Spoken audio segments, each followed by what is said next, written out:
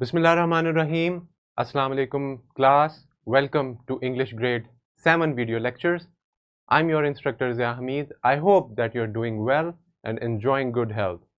We are dealing with grade 7 and unit number 1 titled The Last Sermons of Nabi Hazrat Muhammad sallallahu alaihi wasallam. So this is our unit number 1. Let's see what we are dealing with today. We are going to see the competency of grammar, and this will be our lecture number 1. So let's begin by reading and understanding our students' learning outcome first. The SLO is punctuate paragraphs and longer pieces of text correctly using capitalization, parentheses, exclamation marks, full stops, apostrophes, commas, and semicolons, hyphens, dashes, and quotation marks. So, class, let's see, we have a lot of things to cover in the lecture of punctuation. This is all about punctuation. We will punctuate paragraphs or any written text or longer pieces of text correctly using the rule number 1, capitalization. We have to be very careful about capitalization, and then using parentheses and exclamation marks, full stops, apostrophes, commas, and semicolons, hyphens, dashes, and quotation marks. We are going to see all these punctuation marks in our lecture. So let's begin by understanding that this has already been learned in the previous grade. Here is a vertical linkage of this SLO with the previous grades 1. So now time to storm your brains a little. It's time for brainstorming. What do you recall, what do you remember when you hear the word punctuation? What comes in your mind? You have to punctuate your text, your paragraphs correctly. Yes, the commas, the full stops, the question marks, you use this in your answers, in your anything written material in daily life. So what else do we know about punctuation marks? Let's gather all our concepts of punctuation marks in our mind and then move forward to our lesson. Now, after doing this brainstorming session with me, you will be answering these questions. Can you add punctuation marks in this statement? The statement is, Smith asks, how long can this situation continue? Here is a sentence. You can see that there needs to be added some capitalization. We need to add some punctuation marks correctly. So can you pause the video and answer this question? Good. Now let's move forward. This will be the lecture about punctuations. Let's see how we are going to deal with it. So first, let's see what punctuation marks are for and why they are important, where we can find them, and why do we use them. So punctuation marks help make meaning clear in written text. So this is very important. It helps making the meaning clear. They show the reader where one chunk of meaning ends and another begins. It separates it, right? So also where to pause or change tone when reading aloud. So these are the three basic things that you should keep in your mind, that the punctuation marks, they are for showing clear meaning and separating the chunks of meaning. When obviously, you know, when we separate one sentence from the other one, or when we are done with a paragraph, then we begin our next paragraph. So we divide these chunks, and punctuation mark, all these marks help us in achieving this. Also, we see where do we, while we are talking, where we'll be pausing, or when we are writing something, longer sentences, we need to take a break in between, pause a little, and so on. So all these things, all these goals will be meant when you learn about punctuation marks and you use them in your text. So let's see. The punctuation marks can show the end of a sentence. Also, there are three ways when we know that the sentence is ended. They are the full stop, it shows the end of a statement. Question mark shows that the end of a, it's the end of a question, it's a end of an interrogative sentence. And exclamation mark is also indicates that the sentence is ended. It shows raised voice, strong feelings, and an exclamation. So let's see, a sentence, it starts with a capital letter, we know this very well, ends with a full stop, and it also makes complete sense. So these things are the requirement of a complete sentence. All these things should be added in a sentence in order to call it a complete sentence. Now we also saw that how we can end this the statement or a sentence by full stop, question mark, and an exclamation mark. So now let's move forward. Let's see.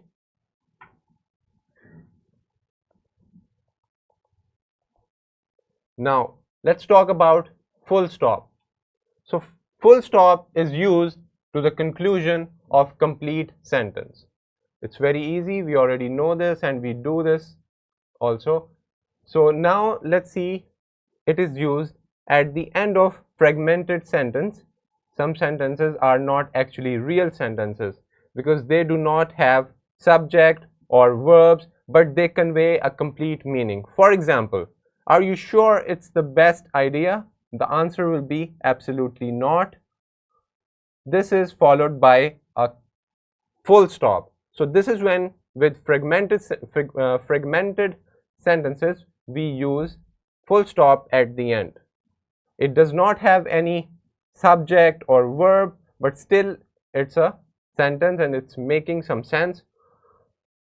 Also, full stops are added when we are talking about time. We use AM, PM to indicate the time, and we use AM full stop or PM followed by a full stop. Also, we use it after a title. Mr. Richard is a young policeman. Here, Mr. is a title which is ended with a full stop. Full stops can be used in abbreviations also to indicate the omission of letters. For example, Dr. If we abbreviate this, it will be Dr. Dr. full stop, Mr. and honors and so on. So these are the situations in which we use our full stops. Let's revise it. We use it at the end of a sentence. It can be used after a fragmented sentence, or after time, title, or abbreviations. I hope that it is very clear now. So let's move forward. Let's talk about comma. So the comma is within a sentence. A comma shows where one chunk of meaning ends and another begins. So it is also used for separating the items in a list. For example, I bought eggs, comma, a pint of milk, then we add comma, tea and sugar. So when we are mentioning more than one thing, we use commas to separate it. Also, let's see separating the direct speech from a reporting clause. So we will be seeing it on the direct speech page. Also for separating of tag phrases and names. Like, this is great, isn't it? So when we are using this part, isn't it, we use comma before it. Similarly, how old are you? And you are going to name the person or mention the name. How are you? Then you add comma and then you say the name. So this is after we are done with names here also. Now let's see, separating off an introductory chunk. This is also when we use the comma. Anyway, I decided not to go. So this anyway, this part will be separated by comma. Next, 3 weeks later, James was born. So these are two parts in a sentence, and they are separated by comma. Although she was only 3, this is our introductory chunk, will be separated by a comma. Then we will say Gemma knew her tables. So this is also when we are separating the chunks, we use the comma. Next, we also use it for marking off extra information embedded in the sentence. For example, Jill, my boss, is 28 years old. So when you add some extra information, you use a comma before it and after the information. So this is all about the use of comma. Now let's move forward to our exclamation mark, which is denoted by this part or this thing. So let's understand about exclamation mark. An exclamation mark is also usual after an exclamation beginning with what or how. For example, what fools people can be. This is showing a feeling, an emotion. How well Marshall bowled yesterday. So this is like a very celebratory and a very full of emotion sentence, which will also be followed by an exclamation mark indication. So the exclamation mark, which is denoted by this sign, known informally as a bang or a shrek, is used at the end of a sentence or a short phrase which expresses very strong feeling. So this is when we use our exclamatory mark. Let's see some examples. What a lovely view you have here. This is an appreciation, a sentence full of emotion. Now, that's fantastic. This phrase is also followed by an exclamatory mark. Johnny, don't touch that. Help, good heavens, arg, or any noise, hooray, wow, all these will be followed by an exclamatory mark. But let's also understand something, that you should generally avoid using exclamation marks in your formal writing, whether you're writing a formal letter, an application, a formal any piece of writing. We must be careful about using exclamatory marks. Now let's talk about dash. Dash is denoted by this sign. A dash gives a break halfway between comma and a full stop, showing a sharp break between two chunks of meaning. For example, it was great to see you. We must meet again. So after this part, we separated this chunk with a dash. So both these chunks are main clauses. A comma cannot separate two main clauses. Hence, we use dash, marking off extra information embedded in the sentence, like we saw here in this example. So this is when we use our dash. And now let's see that the dash is a feature of informal writing which echoes speech patterns. For the formal equivalent, see semicolon.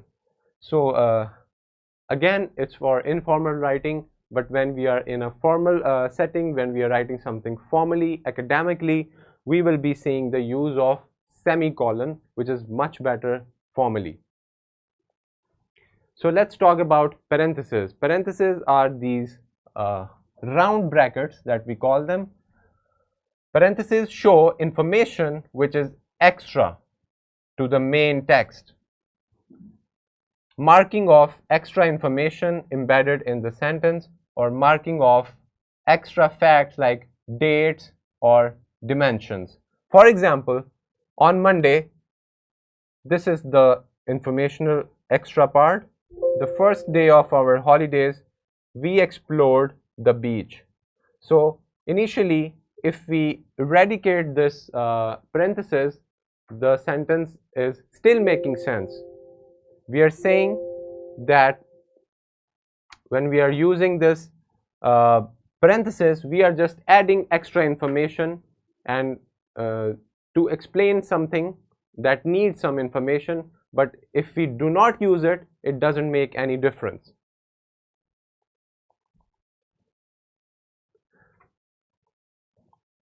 So now let's see.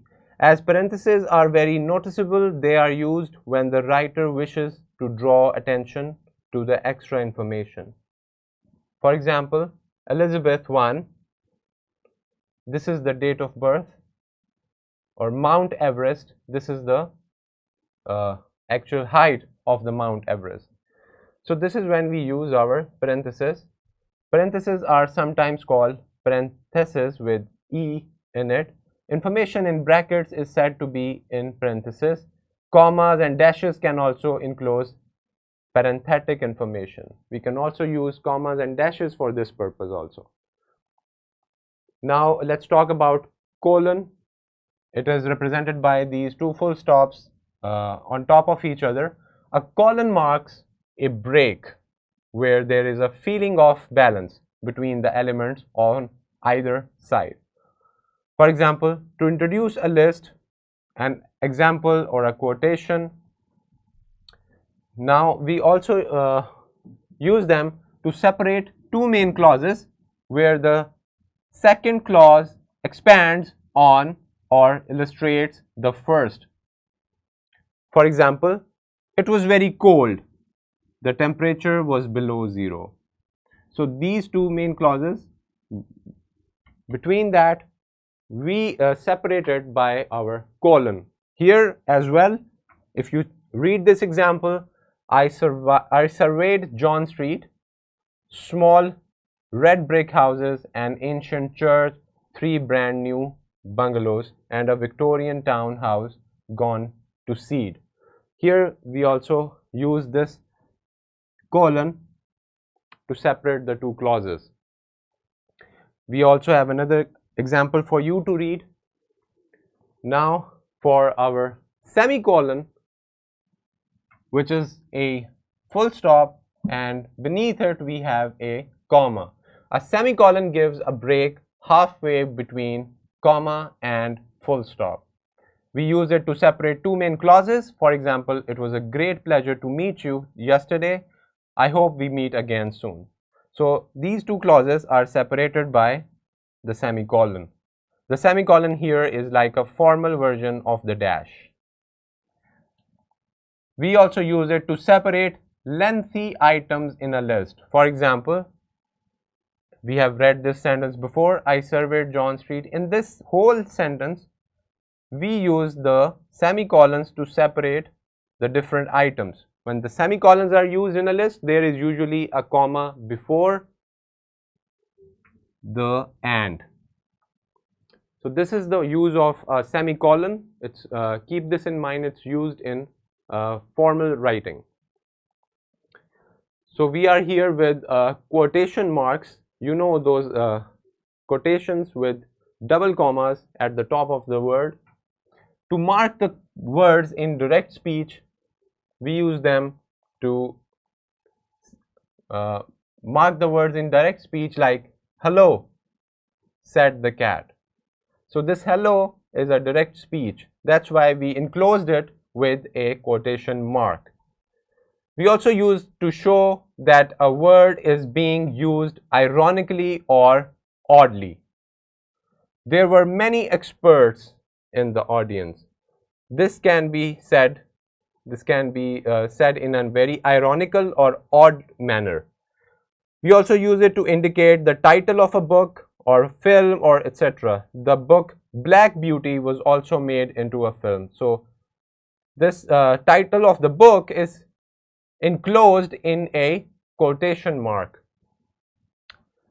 Let's see that speech marks are also called quotation marks. We can call them speech marks as well, or inverted commas also.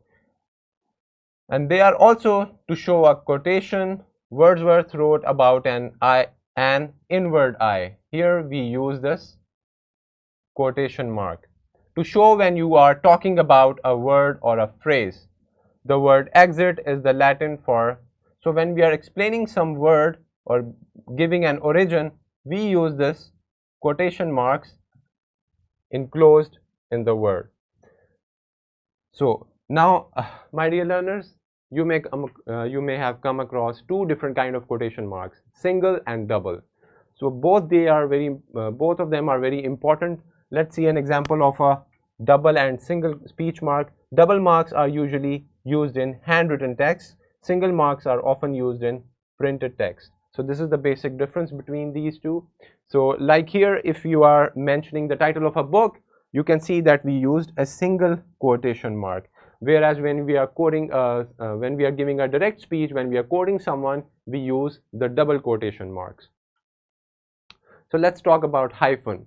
Hyphen is, you can see it looks like dash, but dash is a little longer, hyphen is a little shorter than dash.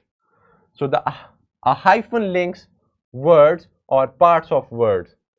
For example, when a word is split between two lines of print, when they are put together to make a new word. For example, mother-in-law, Irish American, cooperation. So all these words we can see we used in one word we used more than two hyphens, and in the other one we used one. Hyphens are also used in compound nouns as well. So the hyphen differs from the dash in that you do not leave a space between the words and the hyphen. It is half as long. We already talked about it. So this is the basic difference between a hyphen and a dash. So let's talk about apostrophe. Apostrophe is used for these two purposes. First, it's used for omitting the extra letters, and it is also used for possession. So by omission we mean when we are using contractions. For example, will not, if we use contraction we make it won't. So after WON we use an apostrophe and then we write T. So will not will be won't, could not will be couldn't. So that's when we use the apostrophe when we are omitting words or when we are using contractions. So these are some examples. Also for showing possession, like if we talk about Ali's car, so the letter here after ALI, we use an apostrophe to show possession of the object, here car, that we are talking about. For example, S shows ownership, apostrophe S shows ownership. Similarly, like Ali's car, we have an example, the girl's coat.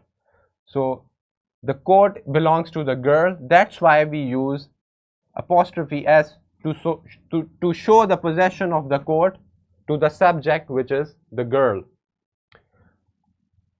The children's home, and also if the owner noun is a plural ending in S, just add the simple apostrophe. For example, if we are saying or writing students' learning outcome, so the apostrophe will only be added after S to show with the plural form of students. So if you want to show possession with a plural noun, you just add apostrophe at the end. You don't need to add an extra S after the apostrophe. Like this example, the girls' coats or the princesses' hats. These are some examples. Now, after being done with apostrophe, we are going to talk about the capitalization. We have like 10 rules for making the capitalization and using them correctly. Let's see them one by one. Number one is capitalize the first word in a sentence. Always capitalize the first letter of a sentence. no matter what word it is. For example, Ernest was always kind to me. Here we know that Ernest is a plural noun. It is the first alphabet of this sentence, so it has to be capitalized. You haven't told me the answer yet. Here also U is at the beginning of the sentence. It's the first alphabet of the sentence, hence it will be capitalized.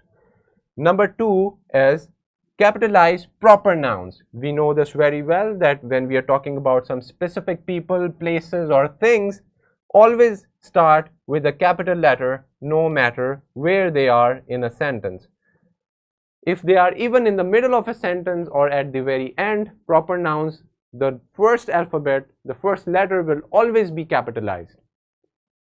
For example, don't forget to invite James to the party. My favorite teacher is Mrs. Swenson. So you can clearly see that with proper nouns we capitalize the first letter. Let's see our rule number 3 of capitalizing. Capitalize proper adjectives. Proper nouns become proper adjectives when they describe nouns.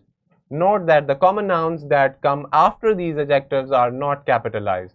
Like in the animal name, German Shepherd, the G is capitalized and this will not be capitalized. So for example, I'm learning to cook French food. Just this part, this F will be capitalized. Hannah plans to recite a Shakespearean sonnet. So these are the capitalizing, the rule for capitalizing proper adjectives. Number 4 is capitalize the pronoun I. You always capitalize the pronoun I in a sentence just like a proper noun. It's only necessary to capitalize other pronouns when they begin a sentence.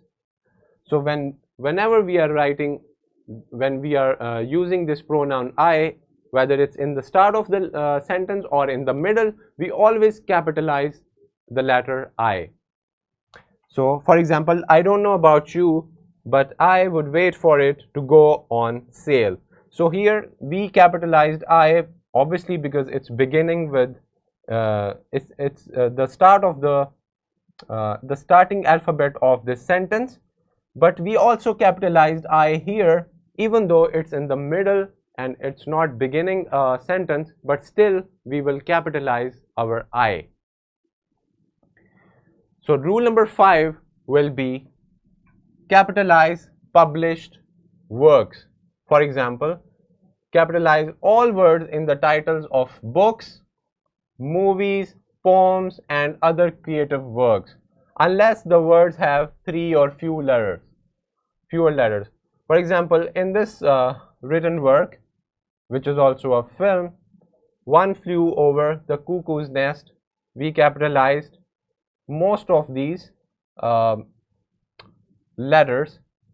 Also of this short novel's title, we capitalized it, and we also capitalized some important letters of the title. Spider-Man, Far From Home, same goes with this one. So whether it's the title of a book, a film or a short story, we will capitalize it. Number 6 is capitalize the first word in a quote. The first word in a quotation should be capitalized if it's the beginning of a sentence or if the quotation is a full sentence. For example, the waiter said, "My manager will be here shortly," but he never came. So you see that the sentence is beginning from here, but we capitalized the very first letter of our quotation. So rule number 6 is very much clear. Now let's move to rule number 7. It says capitalize titles of people. Capitalize people's titles if they come before the person's name or if the titles are used instead of the person's real name. For example, I'm writing my report on President Abraham Lincoln. So see, President is a title, so you capitalize the first letter. Obviously, Abraham is the name, is a proper noun. You have to capitalize the first letter. Ask mom about the home renovation. So mom is also a title, also dad. When we are writing mom or dad, we will capitalize the first letter. So here it's my pleasure to introduce Senior Marketing Director Sam Jones. All these will be capitalized because these are the title and also the name. Number 8 is capitalize acronyms and initialisms. Acronyms where the first letter of each word comes together in a new word are always capitalized. The same goes for initialisms. For example, NASA. We know that it's an abbreviation of the American Institute. The scientists at NASA launched a new mission. So every letter of this abbreviation will be in the capitalized form. We also have examples like FIFA announced new rules for the upcoming World Cup. So every letter of this abbreviation of FIFA will be in capital letters. Rule number 9, we have capitalized historical events and eras, names of specific moments in time, whether they lasted a few minutes or millions of years, they are capitalized. For example, many species of dinosaurs lived in the Mesozoic era. So the Mesozoic era is an era, hence it will be capitalized. And we are here at the final rule number 10. We will capitalize the days, months and holidays. So be sure to capitalize days of the week and months of the year. I've got 3 meetings on Monday. We always capitalize the word for the day. Number 11, capitalize names of specific courses. Although you don't need to capitalize the names of subjects such as math or science, you should capitalize the specific name of the class you are taking. For example, you need to take algebra 2 before you sign up for trigonometry. So you are taking the names of the subject, the courses, they will be capitalized. So these are some 11 rules for capitalizing and using effective standard capitalization. Now we have a simulation video for you about understanding more about punctuation marks. For your classroom activity, we have a prompt, a question from your book. Punctuate and capitalize where needed the following paragraphs. So you will use the rules of capitalization that we learned and also the punctuation. Here a worksheet is attached for you to understand more about punctuation marks. For your homework, we have a question on write a paragraph of your own choice. Use all punctuation marks that you have learned in this class. So this will be your homework, and now we are here at the end of the lesson. We have some resources as help that there can be found in the description of the video. We have worksheet, presentation, lesson plan, question bank and also a skill sheet. All these things are added for your help. Thank you so much for listening to the video lesson. I hope that you have understood the rules and the correct way of using punctuations and capitalization. Until the next video lecture, this is your instructor Zia Hamid. Allah Hafiz.